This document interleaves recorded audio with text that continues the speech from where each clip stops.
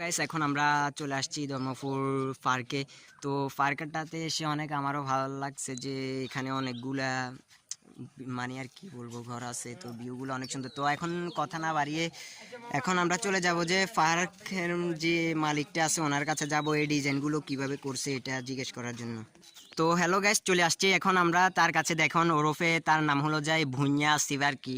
এখন তার কাছে চলে। আচ্ছা কাকা, এই যে মানে আপনি যে ডিজাইনগুলো করছেন এগুলা মানে কিভাবে আঁকাইছেন ওনাদেরকে তো দিয়ে? আমি সর্বপ্রথম সবাইকে সালাম জানাইতেছি। ওয়ালাইকুম সালাম। তো হ্যাঁ আপনি বলেন, আপনি শর্মাইবেন না, ক্যামেরার কাছে অনেক।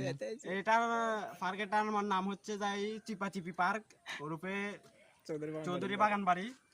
তো এই যে পিলারগুলো দেখতেছেন এগুলো বানাইতে বলছিলাম, আমি গাছ দিতে বলছিলাম, দিয়ে দিছে ওরা সিমেন্ট। তো এই যে যেগুলো দেখছেন এগুলো দিতে বলছিলাম টিনের, দিয়ে দিছে সিমেন্টের। মানে কি বুঝছেন, মানে আমাকে ভরে দিছে ভরে। তো আর কি বলবো, আমাদের পার্কে আসবেন, ঘুরে যাবেন, এটুকুই বলবো। তো আচ্ছা, এই যে আসিফ কাকা আপনাকে একটা কথা বলবো।